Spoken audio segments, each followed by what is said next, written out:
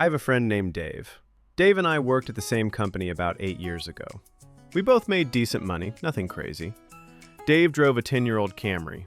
He wore the same rotation of 5 shirts.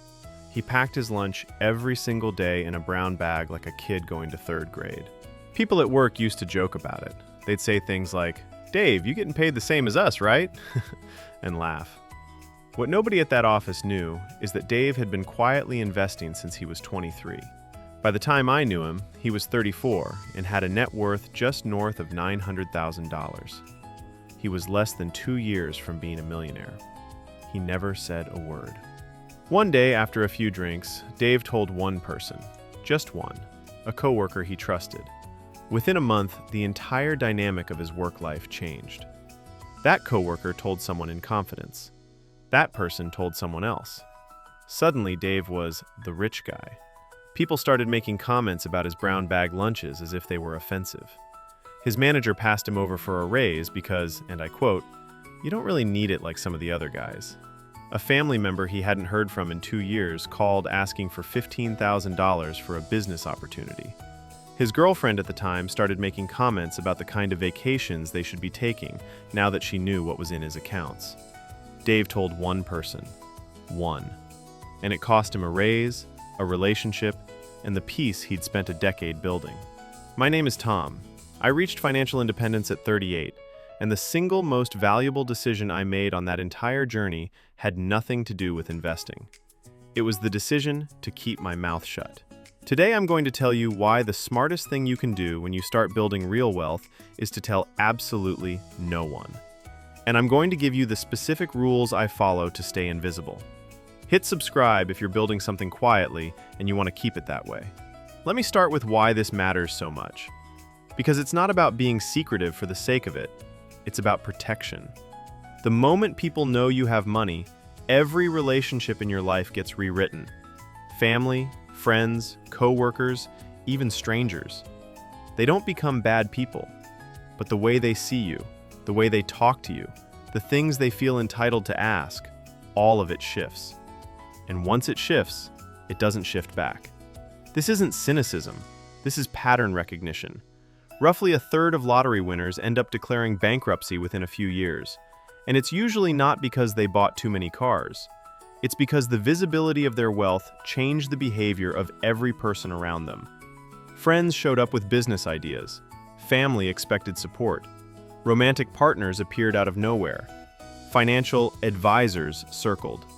Many of those interactions quietly turned into extraction events, not because everyone was evil, but because sudden visible wealth scrambles people's sense of what's fair, what's owed, what's expected. A 2001 study by economists at Harvard and Dartmouth tracked lottery winners over a decade and found they saved only 16 cents of every dollar they won.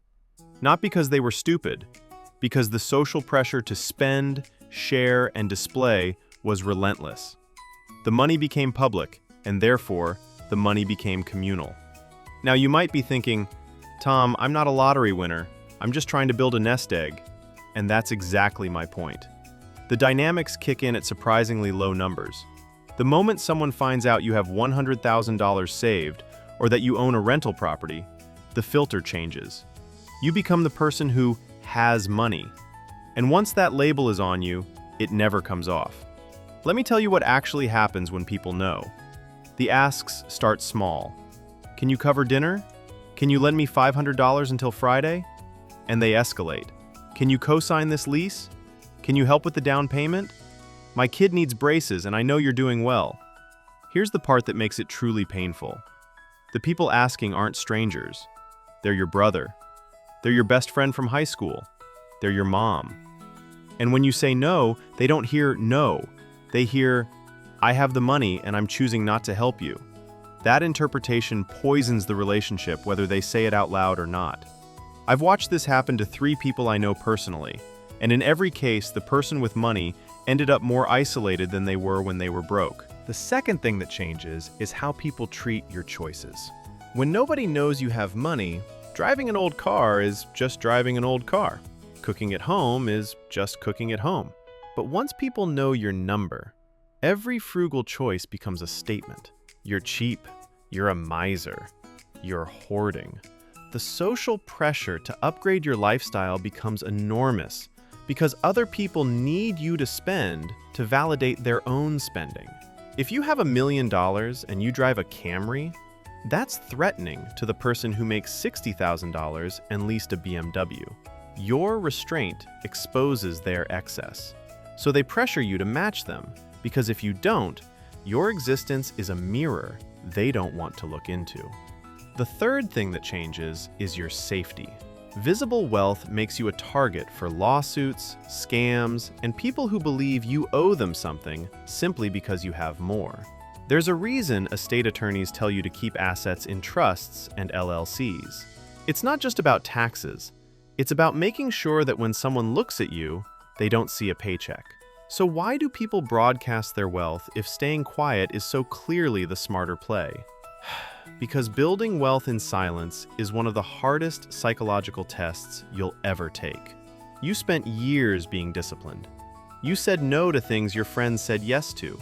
You drove the old car while they financed the new one. You invested while they consumed. And after years of that, there's a voice inside that says, "You've earned the right to show the world." That voice is the most expensive voice in your head, because the moment you listen to it, you convert invisible wealth into visible status. And visible status has a maintenance cost that never ends. The bigger house requires the bigger furniture. The nicer car requires the premium insurance. The luxury watch invites the expectation of luxury everything else. Research in the Journal of Consumer Research shows that the happiness from a major purchase fades within 60 to 90 days, but the cost of maintaining the lifestyle it signals is permanent. You trade decades of compounding for 2 months of feeling like you made it. Let me give you the rules I follow. These aren't theories. These are things I actually do every day to keep my financial life invisible. Rule 1. Never give a number. Never. Not to coworkers, not to friends, not to family, not on social media. If someone asks how much you make or how much you have saved, you deflect. "I'm doing okay. I'm working on it. Not as much as I'd like." These are the only acceptable answers. The moment you give a specific number, it becomes the lens through which every interaction is viewed. You can never untell someone your net worth. Rule 2. Keep your lifestyle clearly below what you can afford. If you can afford a $500,000 house, live in a $300,000 house. If you can afford a new car, drive a 3-year-old one. If you can afford first class, fly economy and put the difference into your brokerage account. The exact numbers don't matter. What matters is that there is a visible gap between what you could flex and what you actually show. The wider the gap, the safer you are. Rule 3. Automate your wealth so it's out of sight even from yourself. My investments go out of my checking account automatically on the 1st of every month. I don't see the money. I don't touch the money. I don't think about the money. What I can't see, I can't spend, and I can't accidentally talk about. My lifestyle is built around what's left after the invisible transfer. To the outside world, that remaining amount is all I have. And that's exactly what I want them to believe. Rule 4. Choose one person. Exactly one. A financial advisor, a spouse, or a life partner who you share full information with. Everyone else gets the deflection from Rule 1. This isn't about lying. It's about boundaries. Your doctor knows your health. Your accountant knows your taxes. Your best friend does not need to know your net worth. Information about money should be shared on a need-to-know basis, and almost nobody needs to know. Rule 5. Invest in experiences that are invisible. The richest moments of my life since reaching financial independence have been things no one can see. Waking up on a Tuesday with no alarm. Saying no to a project because I didn't feel like it, not because I couldn't afford to. Taking a walk at 2 p.m. on a Wednesday because I wanted to. Freedom is the ultimate wealth, and freedom is completely invisible from the outside. Nobody driving past me on that Wednesday walk knows I'm financially free. They just see a guy walking his dog. And that is exactly the point. There's a reason the wealthiest people you've never heard of are wealthier than the richest people you have heard of.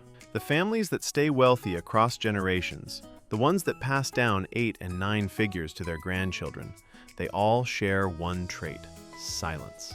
They don't post, they don't flex, they don't tell. They understand something that took me years to learn.